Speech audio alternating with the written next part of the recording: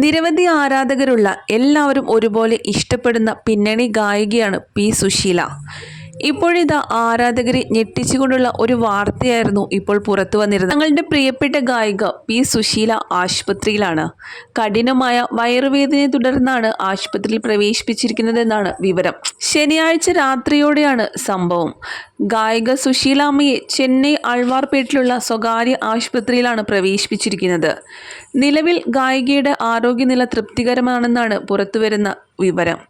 ദക്ഷിണേന്ത്യയിൽ ഒരു കാലത്ത് ഏറ്റവും തിരക്കുള്ള ഗായികയായിരുന്നു പി സുശീല. 6 ഭാഷകളിലായി 10,000-ലധികം പാട്ടുകൾ പാടിയതിനുള്ള ഗിന്നസ് റെക്കോർഡ് അവർ സ്വന്തമാക്കുകയും ചെയ്തിട്ടുണ്ട്. 60കളിലെയും 70കളിലെയും ചലച്ചിത്ര ഗാനങ്ങളിൽ പി സുശീല ശബ്ദം നൽകാത്ത പാട്ടുകൾ വിരലിലെണ്ണാവുന്നതുമാണ്. തമിഴ്, തെലുങ്ക്, മലയാളം, കന്നഡ, ഹിന്ദി, ബംഗാളി, ഒറിയ, സംസ്കൃതം, തുളു, ബഗഡ തുടങ്ങി വിവിധ ഇന്ത്യൻ ഭാഷകളിൽ നിരവധി ഗാനങ്ങൾക്ക് സുശീലാമ്മ ആലപിച്ചിട്ടുണ്ട്. സിംഹള സിനിമകൾക്കും പാടിയിട്ടുണ്ട്. ഇന്ത്യൻ സിനിമയ്ക്കുള്ള സംഭാവനകൾക്ക് 2008 പത്മഭൂഷൺ അവാർഡ് നൽകി സുശീലാമ്മയെ ആദരിച്ചു. മലയാളത്തിൽ സുശീലാമ്മ പാടിയ ഗാനങ്ങളെല്ലാം എക്കാലവും നെഞ്ചോട് ചേർത്ത് വയ്ക്കാവുന്നതാണ്.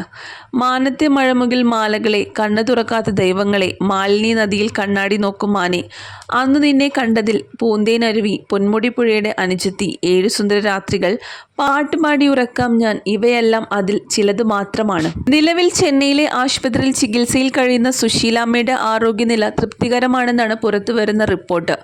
ചൊവ്വാഴ്ച ആശുപത്രി വിടാനാകുമെന്നാണ് കരുതുന്നതെന്നും ഡോക്ടർമാർ അറിയിച്ചിട്ടുണ്ട്. സുശീലാമ്മയുടെ ആരോഗ്യസ്ഥിതി മെച്ചപ്പെട്ടതായി കുടുംബാംഗങ്ങളും അറിയിച്ചു. വൃക്ക സംബന്ധമായ അസുഖങ്ങൾ ഉള്ളതിനാൽ ഡോക്ടർമാരുടെ നിരീക്ഷണത്തിലാണ് ഇപ്പോൾ. കഠിനമായ വയറുവേദനയായിരുന്നു കാരണം. എത്രയും പെട്ടെന്ന് തന്നെ രോഗത്തിൽ നിന്നും മുക്തി നേടാൻ സാധിക്കട്ടെ എന്നാണ് സുശീലാമ്മയുടെ ആരാധകർ പ്രാർത്ഥിക്കുന്നത്. ഇന്ത്യൻ സിനിമയിലെ ഏറ്റവും മികച്ച പിന്നണി ഗായികമാരിൽ ഒരാളാണ് പി സുശീല.